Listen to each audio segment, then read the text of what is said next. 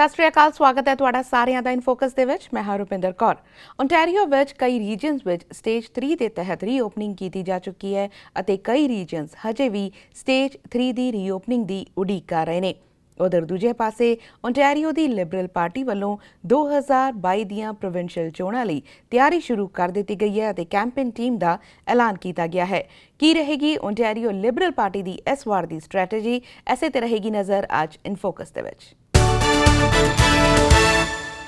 Ontario ਦੀ Liberal party ਵੱਲੋਂ 2022 ਦੀਆਂ provincial ਚੋਣਾਂ ਲਈ ਲੀਡਰਸ਼ਿਪ ਟੀਮ ਦਾ ਐਲਾਨ ਕਰ ਦਿੱਤਾ ਗਿਆ ਹੈ ਅਤੇ ਕੀ ਹੋਵੇਗੀ ਪਾਰਟੀ ਦੀ ਸਟ੍ਰੈਟਜੀ, ਐਸੇ ਸੰਬੰਧੀ ਗੱਲਬਾਤ ਕਰਨ ਲਈ ਸਾਡੇ ਨਾਲ ਜੁੜ ਰਹੇ ਨੇ Ontario Liberal party leader Steven Del Duca. Hello and thank you so much for taking out time for PDC. I'm glad to be back. It's great to see you. I hope you're keeping well. Yeah, it's a pleasure to have you here. We would like to know, as you have announced your leadership team for 2022 provincial elections and now Liberal Party is gearing up. And you have also announced free membership for the party. Tell us more about this leadership team and why you have announced free membership. So we're now less than 2 years away from the start of the next election campaign in Ontario, and I wanted to make sure, because during the leadership campaign I had made very strong commitments to make sure that the party was coming out of the gate very quickly and was getting ready.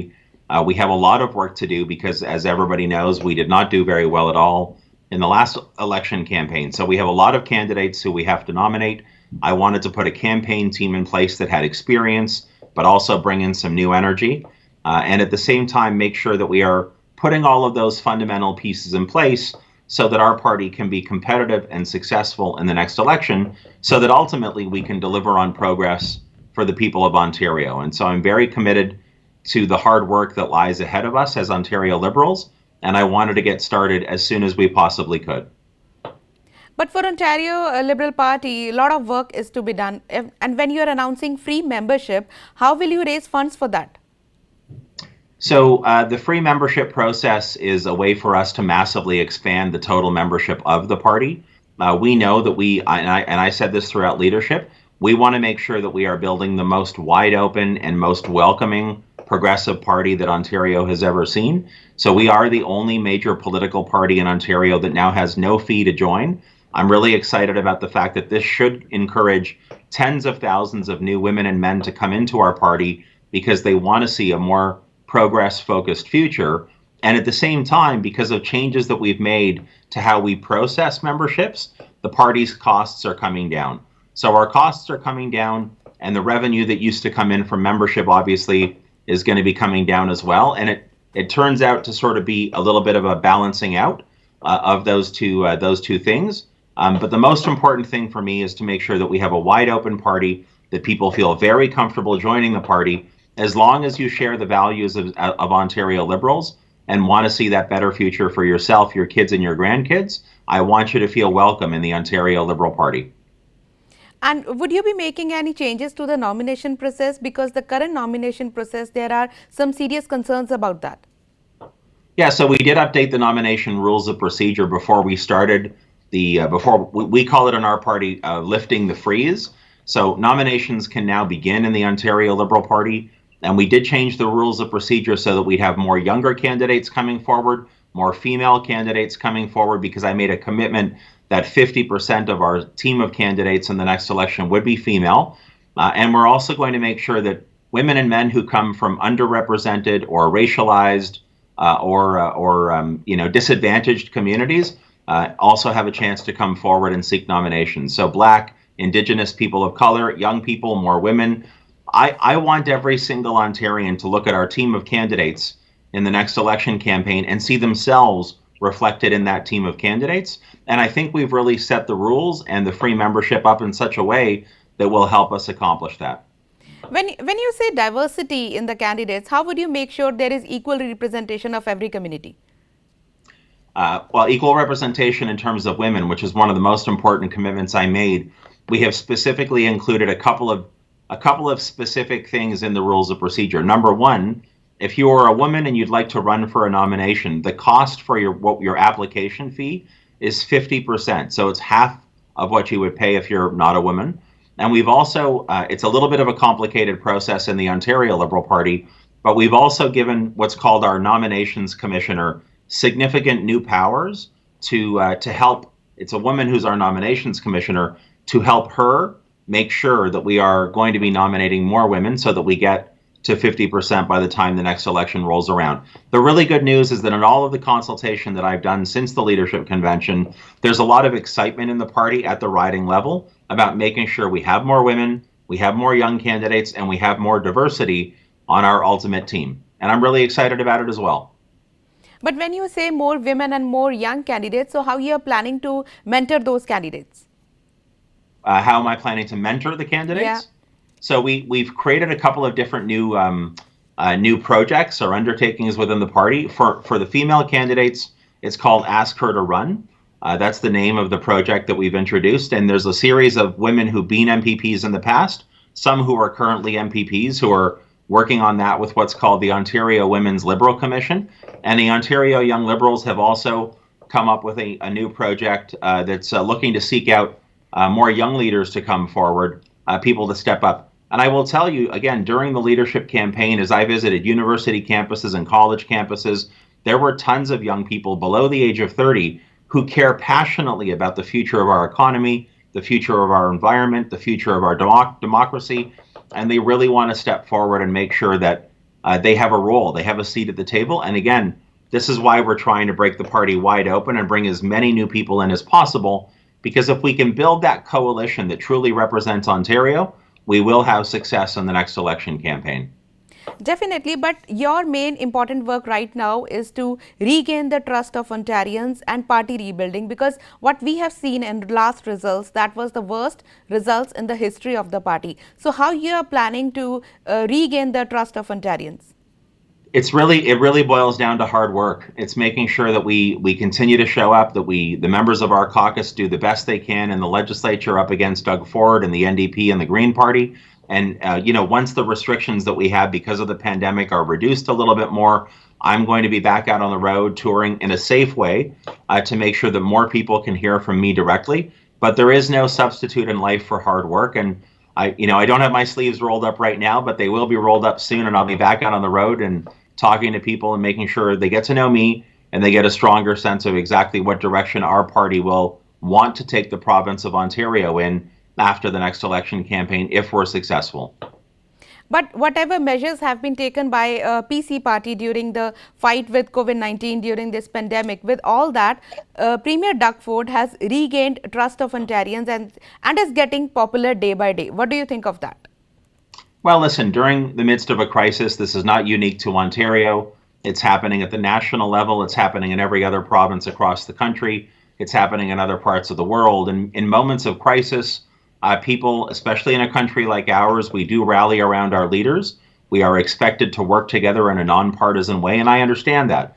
But I see some things coming up on the horizon that give me a great deal of concern about Doug Ford reverting back to his old style of governing. I think that it's really telling that we are only 7 weeks away from when schools are supposed to reopen. And I say this as the father of 2 young daughters who are 12 and 9. We still, as parents, don't have a clear understanding of what the reopening of schools will look like. We want to make sure that it's done in a safe way, but we also want to make sure that our kids get back into some version of a classroom so they can get the instruction that we need, that they need. We know that in long-term care, there's been a complete disaster during the pandemic. It's a tragedy. Doug Ford committed to an independent commission of inquiry. That hasn't started its work yet. I'm deeply disappointed that they haven't already worked on that. And we know that there are literally tens of thousands of small businesses across Ontario that have had a really tough time during the pandemic and will struggle with what the future looks like. And I've not seen any real direct support from the provincial government to help those individuals. So those are 3 examples of areas where I think a great deal more work needs to be done. And so in the coming days and weeks, I'll be continuing to talk about an Ontario Liberal plan for how we would work on education, on supporting small business, on long-term care, on a clean environment and the future of our economy. I'm really looking forward to that discussion. But in the meantime, yes, we are still working together to try to help Ontario through the pandemic. But as you mentioned about the safe reopening of the schools, recently you have proposed a plan of the safe reopening of the schools. But if you look at the PC party, they have given the rights to the boards to prepare a safe plan with the online classes and in class. So why do you think your plan is much better than the PC plan? So first of all, we haven't really seen a plan from the government. We heard an announcement in the middle of June that talked about the school boards working on things and submitting their plans to the province, and then the province ultimately releasing the final plan sometime in August. It's far too confusing for parents. And again, I'm not saying this just as a politician. I'm saying it. My wife and I have two daughters. They're going into grade 8 and grade 4 in September. We saw their experience trying to learn through a screen at the beginning of the pandemic. It wasn't easy. There are thousands of kids across Ontario that don't have reliable access to high-speed broadband. There are lots of kids that don't have computers available to them. And just as importantly, there are hundreds of thousands of parents who need to go back to work as we enter stage 3, and their work is full-time. And if their kids don't have a school-like setting or perhaps a childcare-like setting open to them, how will those parents go back to work? There's no clarity, there's lots of confusion, and there's lots of anxiety on the part of parents.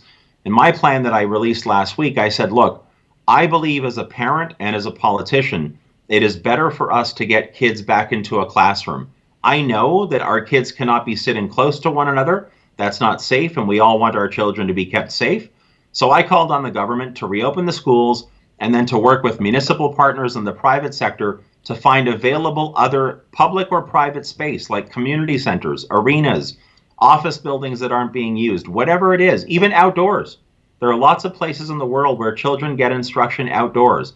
Find enough space so that kids can be safely back in a classroom-like setting. Hire retired teachers, unemployed or underemployed teachers, early childhood educators to help make sure that our kids have the rigor and have the boundaries set for them by being in some kind of classroom. That's the kind of work that you need to do when you're a premier of Ontario, when you're responsible for something like public education. And this government, this premier, could have started this work back in March. Here we are now 7 weeks away from the start of school, and as parents and students and teachers, we don't really know what's going to be happening, and to me, that's unacceptable. And if we look at the number of cases, like more than 100 cases are coming each day, do you think Ontario was ready for stage 3 reopening? I think that everybody wants to see us get to stage 3 safely and carefully. People want to get back into their some version of their normal routine. I am concerned about some of the reopening, things like restaurants and bars. We saw Toronto Mayor John Tory speak out over the weekend about his concerns. We've seen what's happened in other parts of Canada and around the world as different jurisdictions have entered the reopening. So I think we have to continue to be extremely vigilant and extremely careful. But I also do recognize that people do want to get back to some version of normal. It's just about finding the right balance. And I encourage the government to listen to what Mayor Tory and others are saying about whether there shouldn't be additional restrictions on certain types of gatherings. And we'll continue to be vigilant as well. At the end, you would like to add anything else related to the measures taken by the government, and along with that, the campaign you have just started online for the provincial elections? Yeah, like I said at the outset, I'm really excited about the future of the Ontario Liberal Party. We are moving forward in a very ambitious and very open way, and that's good news. I'm very encouraged by that. And at the same time, I can assure every parent who's watching, or grandparent or student, I'm going to keep fighting for public education and public health care. They are the two most important responsibilities that a provincial premier has, and I think we can do better than what Doug Ford has delivered on so far. Well, thank you so much for taking out your time for PDC. Thank you so much and stay safe. Thank you. Take care. ਇਨਫੋਕਸ ਵਿੱਚ ਫਿਲਹਾਲ ਸਮਾਂ ਹੋ ਗਿਆ ਇੱਕ break ਦਾ। Break ਤੋਂ ਬਾਅਦ ਇਹ ਖਾਸ ਪੇਸ਼ਕਸ਼ ਇਸੇ ਤਰ੍ਹਾਂ ਜਾਰੀ ਰਹੇਗੀ। ਤੁਸੀਂ ਬਣੇ ਰਹੋ ਸਾਡੇ ਨਾਲ। ਇਨਫੋਕਸ ਵਿੱਚ ਬ੍ਰੇਕ ਤੋਂ ਬਾਅਦ ਇੱਕ ਵਾਰੀ ਫੇਰ ਤੋਂ ਤੁਹਾਡਾ ਸਵਾਗਤ ਹੈ। ਰੁਕ ਕਰਦੇ ਹਾਂ ਸੂਬਾ ਸਰਕਾਰ ਦਾ। ਓਨਟਾਰੀਓ ਦੀ ਸੂਬਾ ਸਰਕਾਰ ਵੱਲੋਂ ਅੱਜ ਇੱਕ ਅਹਿਮ ਐਲਾਨ ਕੀਤਾ ਗਿਆ ਹੈ ਕਿ ਆਉਂਦੇ ਸ਼ੁੱਕਰਵਾਰ ਤੋਂ ਕਈ ਹੋਰ ਰੀਜਨਸ ਨੂੰ ਸਟੇਜ 3 ਦੀ ਰੀਓਪਨਿੰਗ ਵਿੱਚ ਸ਼ਾਮਲ ਕੀਤਾ ਜਾ ਰਿਹਾ ਹੈ, ਜਿਸ ਵਿੱਚ ਡਰਹਮ ਤੇ ਨਾਇਗਰਾ ਰੀਜਨ ਨੂੰ ਸ਼ਾਮਲ ਕੀਤਾ ਗਿਆ ਹੈ। ਪਰ ਇਸ ਦੇ ਨਾਲ ਹੀ ਇਹ ਵੀ ਦੱਸਿਆ ਗਿਆ ਹੈ ਕਿ ਟੋਰਾਂਟੋ, ਵਿੰਡਸਰ, ਐਸੈਕਸ ਅਤੇ ਪੀਲ ਰੀਜਨ ਨੂੰ ਹਲੇ ਸਟੇਜ 2 ਤਹਿਤ ਹੀ ਰੱਖਿਆ ਗਿਆ ਹੈ। Today, we have more good news for Ontario families, businesses, and communities. The following regions will be able to enter Stage 3 on Friday, July 24th at 12:01 a.m. Durham, Haldimand, Norfolk, Halton, Hamilton, Lambton, Niagara, and York region. As of Friday, thousands of more businesses will be able to open up. And we'll be there for them when they do, because we're all in this together. And for the other regions who are entered stage 2 later in the process, please be patient. We'll get there very shortly. We've been working with Mayor Tory and mayors in Peel and Windsor regions, along with their public health units, to assess the situation and find a way forward. We know as a province that we can't ease up. We can't give this virus an absolute inch. And part of the process is learning from other jurisdictions about what works and what doesn't work. And we're always prepared to take additional steps to strengthen public health measures based on the advice of our experts, because we have to stay vigilant and we have to stick together. Thanks to the considerable and ongoing efforts of all Ontarians to stop the spread of COVID-19, 7 more regions will enter stage 3 this Friday. This is in recognition of positive local trends and public health indicators and a decision that was made in consultation with our Chief Medical Officer of Health. Physical distancing, wearing face coverings, practicing good hand hygiene, and keeping our social circles safe, they will all remain critical as we continue to safely reopen Ontario. ਇਸ ਦੇ ਨਾਲ ਹੀ Ontario ਦੇ municipal housing affairs minister Clark ਨੇ ਵੱਖ-ਵੱਖ ministers ਅਤੇ ਐਮਪੀਪੀਜ਼ ਨਾਲ ਮਿਲ ਕੇ bill 197 economic recovery act ਦੀ virtual meeting ਰਾਹੀਂ ਜਾਣਕਾਰੀ ਦਿੱਤੀ। Which is part of our government's plan to get Ontario back on track. To create jobs and to get our economic engine going, we need to get key infrastructure projects built faster, attract new jobs and investment, and adjust regulations to help businesses adapt to the new environment.